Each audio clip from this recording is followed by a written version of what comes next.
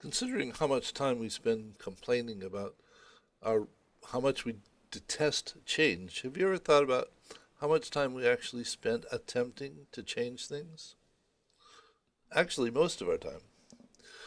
We create the future based on our actions, and most of the situations that we run into, we immediately perceive some desired alternative to that situation. And the difference between the two of them creates a gap. And that gap encourages us to develop an understanding of that situation because we want to develop a strategy to figure out how to improve the situation. And it's almost everything we run into. We think it could be better than it is, and as such, we really want to change it. Though we really don't understand, most of the time, the complex nature of the things that we're trying to deal with. And as such, they simply appear extremely complex, complicated, overwhelming. And we also fail to recognize the typical separation in both distance and time between our actions and the implications of our actions. And because of what we don't understand, the strategy that we develop, which should specifically be designed to minimize unintended consequences, it the strategy ends up having unintended consequences, which typically makes the situation worse, or even creates new problems in the process. And as such, for the most part, we are the poster children for pogos. We have met the enemy and he is us. We could actually stand to be extremely better at the things that we attempt to change if we had a better understanding of what it was that we were dealing with. Now, we live in the moment. We perceive things as events, even though they're they're not really events. It's just we haven't been paying attention to things, and as they evolve over time, they finally get to a point where it captures our attention and it appears as an event. Think about going in the bathroom and turning on the faucet and filling the bathtub with water. If you sit there and watch the bathtub fill up, you can see the change over time, and you know that the water is rising, and when it gets to a certain point, you turn it off. If you go in the bathroom and turn on the faucet and let the water run, and you leave, and the overflow protection is not working for some reason, and you forget that you have the water running in the tub, and you go back 30 minutes later and find out that you've flooded the bathroom, it appears as though it's an event.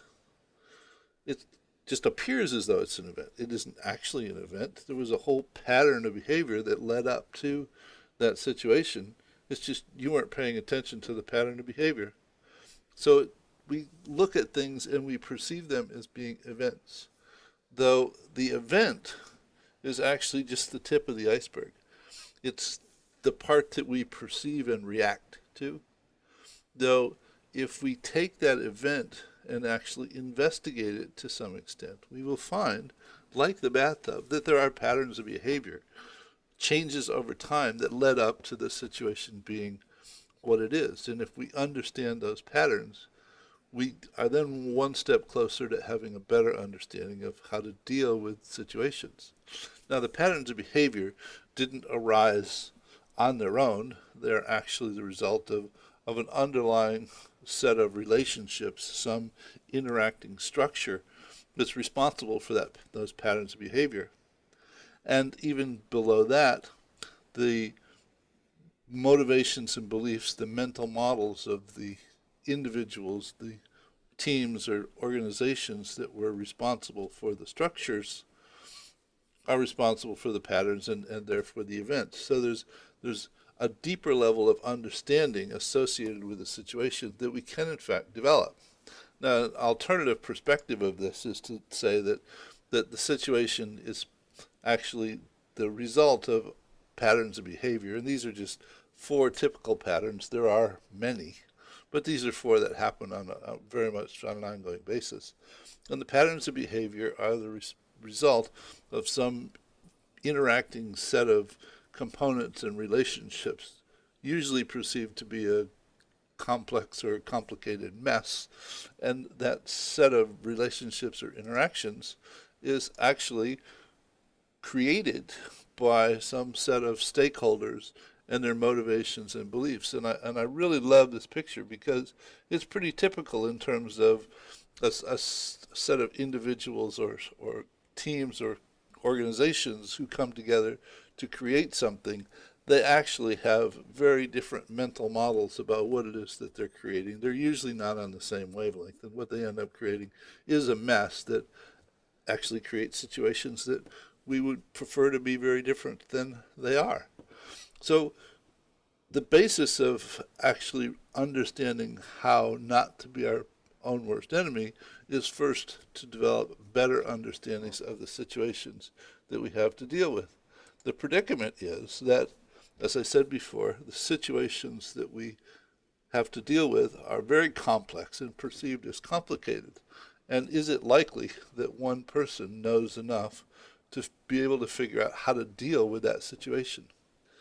It takes a collaboration amongst some number of individuals who have a better understanding of particular pieces of the puzzle to come together to actually figure out the understanding appropriate to then develop the strategy to figure out how to deal with the situation.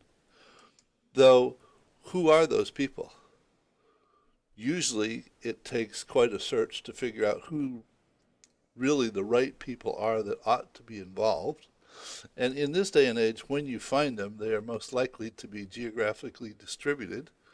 And if they are the right people, isn't it rather obvious that they're going to be extremely busy? Because how likely is it that the right people to work on the situation that needs to be attended to are just waiting around for somebody to tap them as a resource?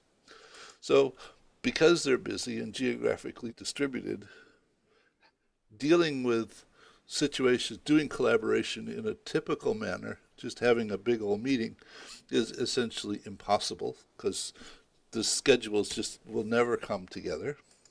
And the previous ways that we have gone about having people individually contribute to things and then integrating the thoughts and the changes and redistributing it and passing it around in a gerbil trail fashion will create extended delays that in this day and age are just unacceptable. So that the nature of the beast, the predicament that we're dealing with, leads us to believe that success is highly unlikely. Though there are approaches to addressing the situation so that you can do geographically distributed virtual collaboration, and that's what we'll talk about and why Insight Maker was developed specifically to support this kind of a situation. So hope you found this informative, and I'll see you in the next video. Bye.